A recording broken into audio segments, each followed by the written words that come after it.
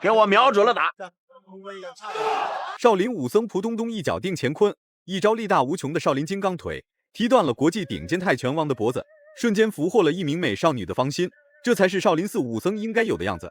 下山历练已有几个月，无论是面对日本拳王还是国际拳王，蒲东东都会用最淳朴的中国功夫和少林武术，在擂台上给他们这些外国拳王免费上一课。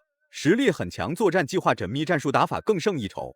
凭借最朴素的武术功底，他却能在擂台上爆发出超出常人的爆发力。6战6胜6次 KO 的蒲东东并没有辜负老方丈的期望，这不比武僧一龙一虎一豹强太多了吗？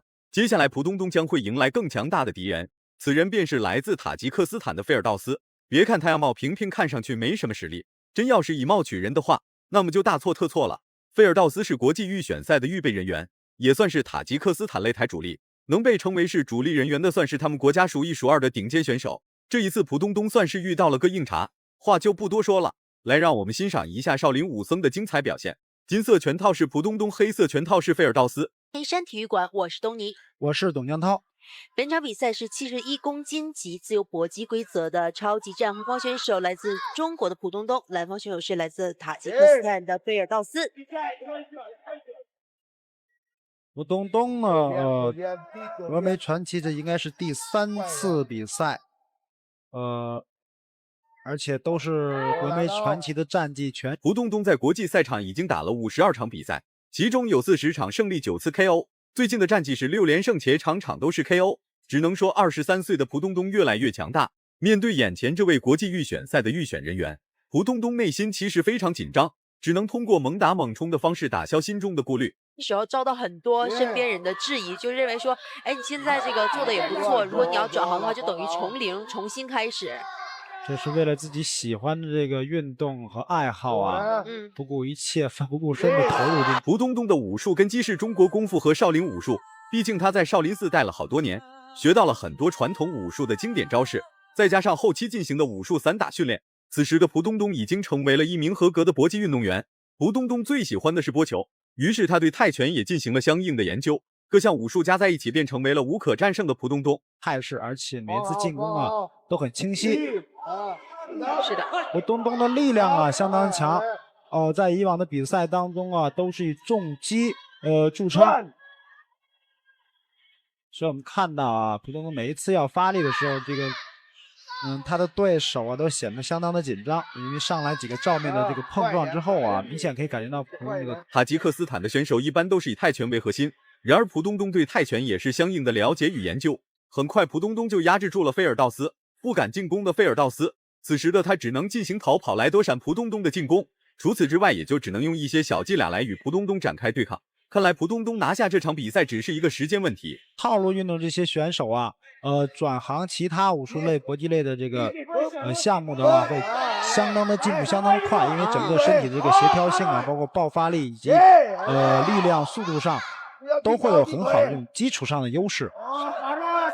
哇，连续的蒲东东在转战自由搏击擂台之前，他最专业的地方就是武术套路，对这方面有非常大的研究与深入了解，骗对方的技能也成为了蒲东东最擅长的。有了这个的加持，蒲东东再次把菲尔道斯玩弄于股掌之间。对比之下，菲尔道斯在第一回合基本上没有打出什么进攻招式，全程都在逃跑或者是在进行跳跃式撤退，思路相当清晰。是的，这个蓝方选手的拳法啊，看起来比较粗糙，然后这个乱轰一气，但是还是比较好用的。是的。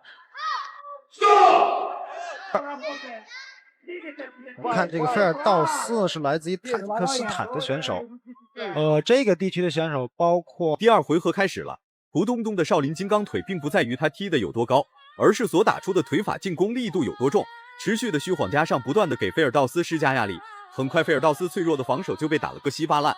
与其说菲尔道斯是国际赛的预选人，不如说这家伙是短跑冠军，自从到了擂台上就没停下来过。尽管他跑得非常快，但他依然很难逃脱出蒲东东无限大的包围圈。行的，我们看蒲东刚刚连续利用了2次这个比较有效果这种战术啊，抱头进去跟对手试图做拼拳这种距离啊，然后突然起高踢高扫。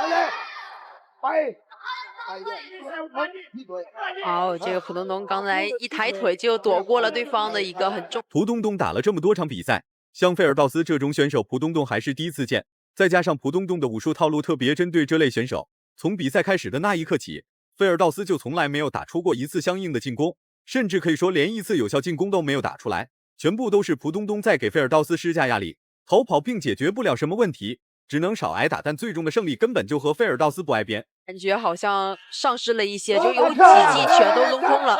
我们看蒲东东总是能够抓到蓝方选手拼拳，蓝方选手拼拳之后啊，回手准备放松的一刹那，一记高扫踢直接击向对手头部。哦，这是一次读秒。菲尔道斯被打趴下只是迟早的事情，一直拖到第2回合中段才被打趴下一次，也算是菲尔道斯的本事。面对重新爬起来的菲尔道斯，蒲东东没有任何犹豫，果断向前出击。实在逃脱不了的菲尔道斯，他决定死死保护脑袋，等待合适的进攻机会。殊不知，重大的擂台事故马上降临在菲尔道斯的身上。在绳脚，哎，顶膝。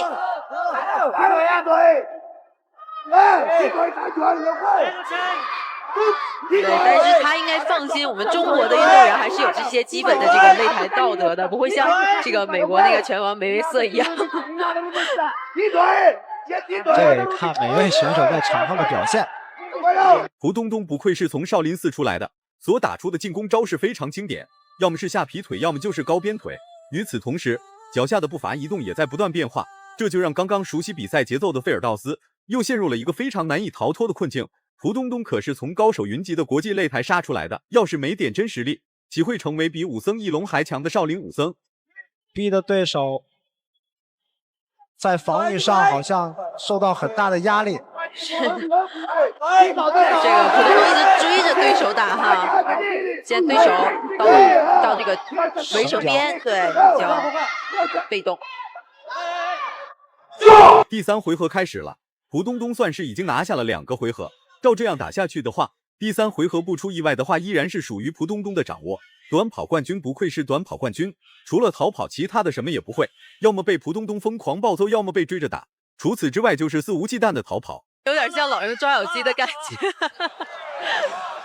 场面上有一些戏剧化。对。这个依旧是压着对手打，这个对手难道在回合之间，这个教练团队没有给他支招吗？可能教练支的招就是连续这种迂回的战术。菲尔道斯的抗击打能力属实有点强，根本打不动。尽管蒲东东使出了看家本领，那也很难在短时间内将其秒杀终结 KO。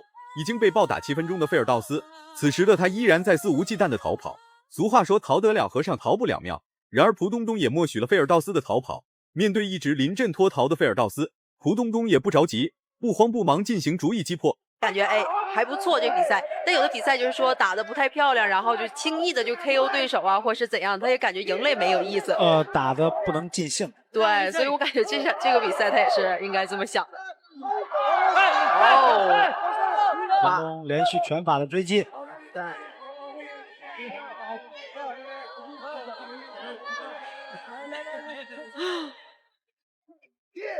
现在对蒲东东的少林金刚腿也在不断使出，争取做到一招制敌，快速打败菲尔道斯，获取最终的胜利。奈何这家伙的抗击打能力和抗压能力太强了，就算蒲东东往死里压制，菲尔道斯都会主动释放压力，让自身好受一点。难怪他会成为国际预赛的预选人，原来是因为这家伙的身体构造与其他人不一样，被打成了这样还能继续坚持打下去。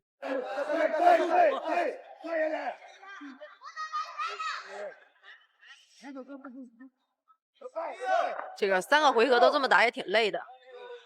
我觉得对于蒲东东来讲，也是一个非常着急的一个心态啊。首先，对手整个场面在自己的控制下呈现一边倒的这种趋势啊，但是又没有办法让对手提前终结对手。对，他一直而且对手在跑来跑去的时候不进攻，只知道逃跑的菲尔道斯，很快就遭到了属于他的睡眠。蒲东东一套组合进攻之后，衔接了一个高鞭腿，随之而来的便是美女鼓掌，紧接着就是菲尔道斯睡觉的画面。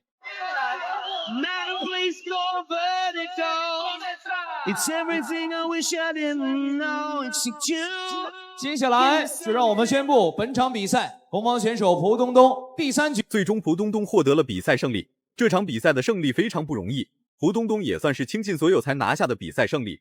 如果满分是100分的话，你会给蒲东东打几分？